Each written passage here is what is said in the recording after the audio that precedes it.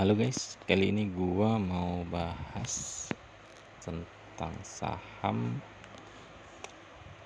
yang baru di papan utama gitu ya. Jadi ini berita tanggal berapa ya waktu itu,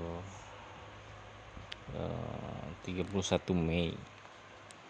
Beritanya ada 112 saham turun ke papan pengembang ya.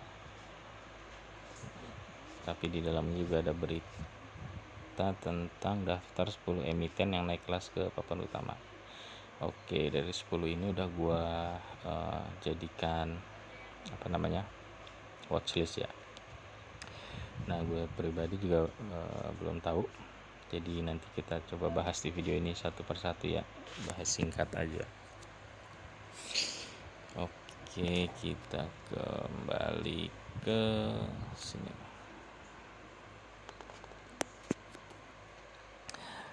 Oke, ini udah ada 10 tadi ya. Jadi kita mulai dari saham emiten baca.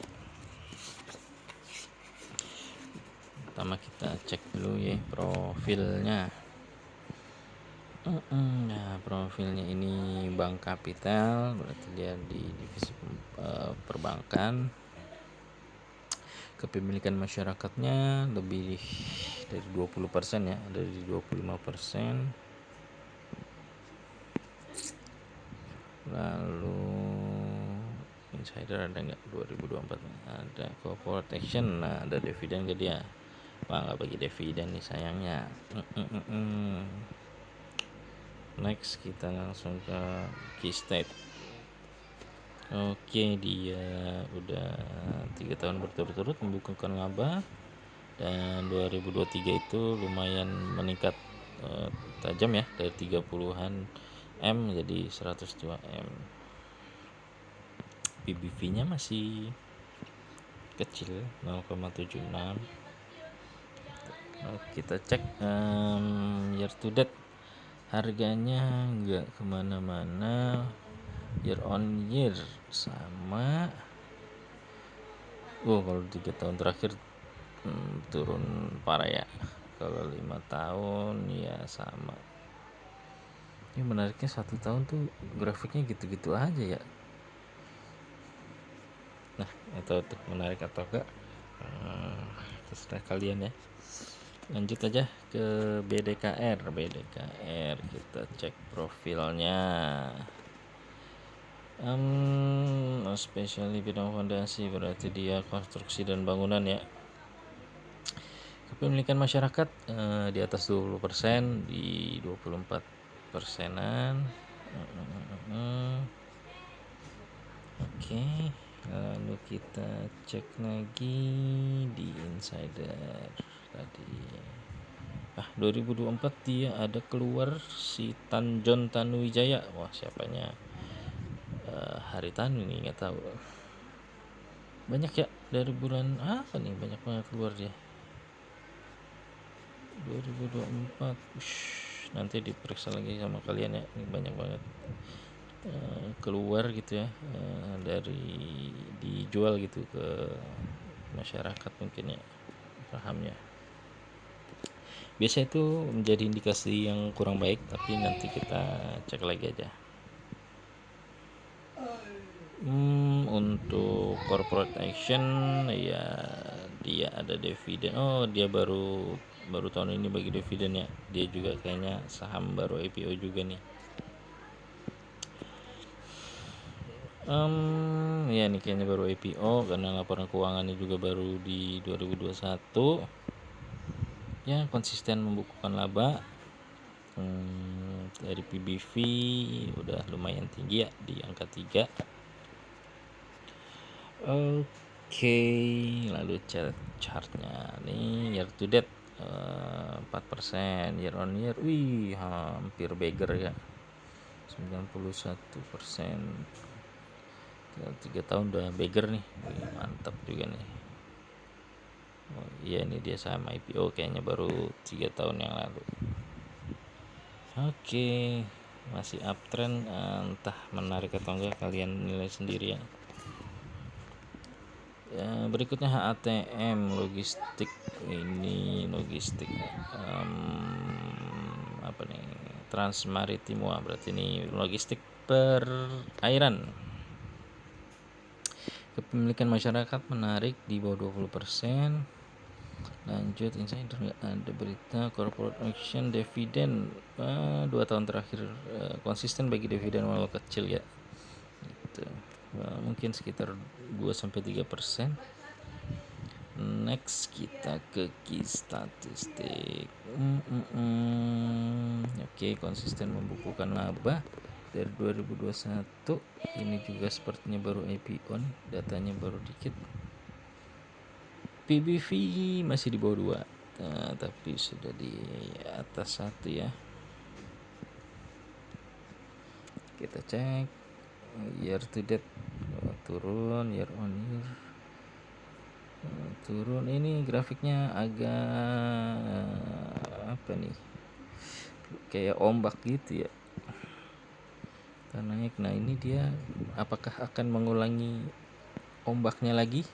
Yes, bisa naik lagi di sampai ke 300-an sesuai pola sebelum-sebelumnya. Oke, nah ini dia juga baru IPO berarti ya.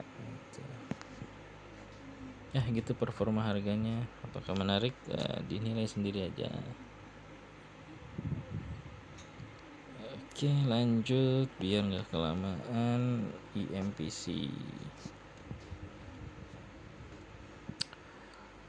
Profilnya apa nih dia nih? Wah, lemot lagi. Impact apa sih dia? Barang perindustrian ya, bergerak faktor usaha apa sih dia? Populasi pergerakan. Coba kita lihat produknya.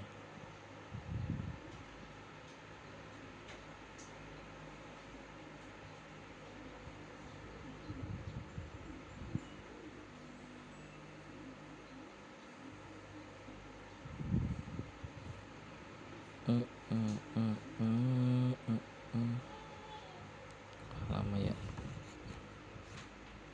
apa sih? Oh, Alderon. Iya. Ini sepertinya apa? Pernah di spill Om Benix ya dulu ya. Nah, apa namanya sih? Atap apa ya? Atap minyak bumi apa ya gitu. Ya. Oke, ini kepemilikan masyarakatnya bagus banget, di bawah 20%, di bawah 15%. Kecil ya. Oke, kita cek insider. Nah, 2024 ini ada yang keluar ya. Lalu kita cek corporate action, dividen aja langsung. Oke, dia konsisten bagi dividen 2020, 19, 18 ya. Nah, cuman agak jauh nih dari 2022 dan 2023. Biasanya bagi dividen 2 digit gitu ya. Nah, di 2024 cuma 4,5. Nah, biasanya ada pengaruh ke harga tuh, harganya bisa turun biasanya. Nanti kita cek. Lanjut ke Kister aja. Oke, masih konsisten membukukan laba dan menarik ya, lebih besar dari Q1 2023. Berarti masih konsisten mempertahankan pertumbuhannya ya, dari 2019 gitu ya, bertumbuh 2020 bertumbuh, 2021 bertumbuh, 2022 bertumbuh, 2023 bertumbuh, 2024 sepertinya nih akan bertumbuh lagi. Nanti kita lihat. Dari harga udah lumayan overprice di ya 8 lah ya, PBV 8 seperti itu. Oke, kita lihat performa harganya. Year to date dia turun 8%, year on year dia naik 2% doang ya, tapi spot naik tinggi tuh sampai 400 3 tahun. Nah ini 3 tahun terakhir udah beggar ya. Kalau kita beli di 150 itu udah naik 2 kali lipat gitu ya. 5 tahun terakhir wah lebih sadis lagi, udah naik 300%, 2 kali lipat, 3 kali lipat berarti ya. Nah, oke. Cuma mungkin kalau kita dengar podcastnya Om Benik itu dia akan ada saingan ya dari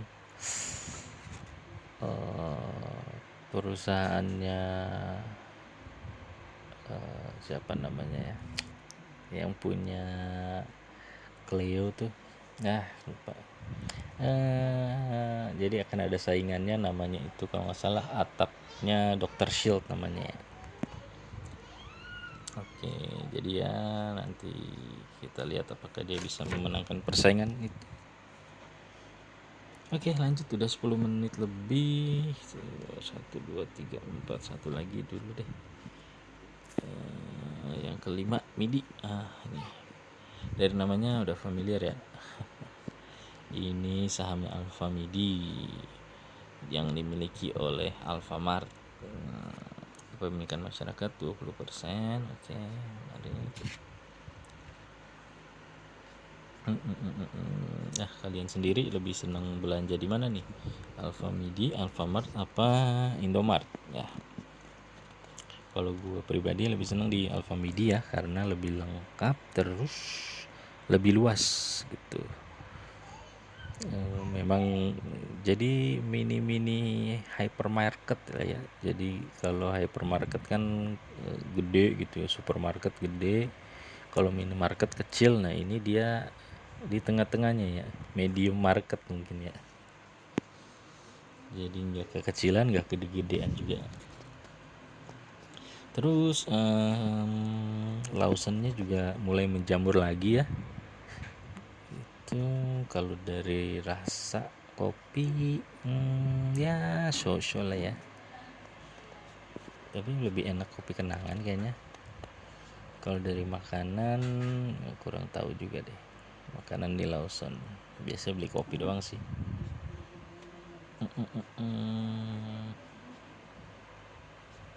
Apalagi ya, insider. Jadi ngomongin itu insider yang nggak ada ya di 2024. Dividen, dia konsisten bagi dividen ya, itu 2021. Oke,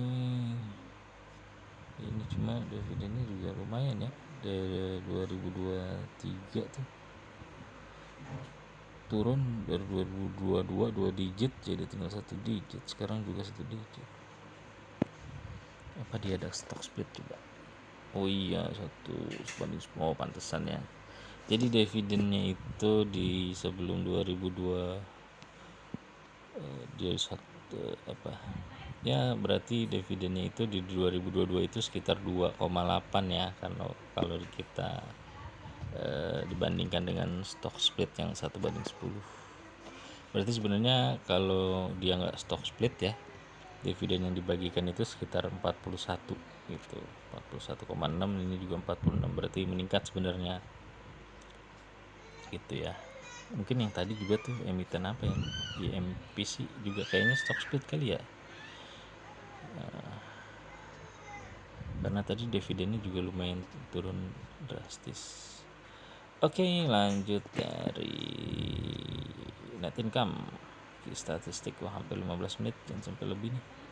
Oke, dia terus bertumbuh, mantap nih, dari 2017 2018 terus. Oke, sekarang juga kemungkinan akan bertumbuh lagi ya.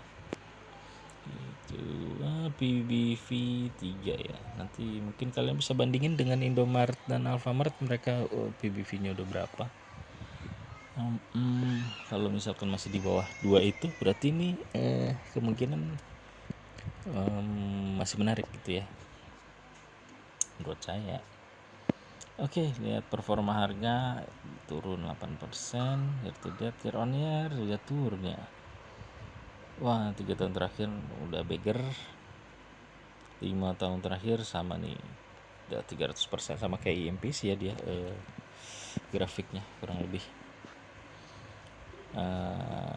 Oke, apakah dia masih bisa berkembang lagi? Nah, itu yang jadi pertanyaan kalau kalian mau masuk. Oke, segitu aja untuk part 1. Kita sampai Alpha Midi dulu. Nanti sisanya 5-nya kita bikin part 2.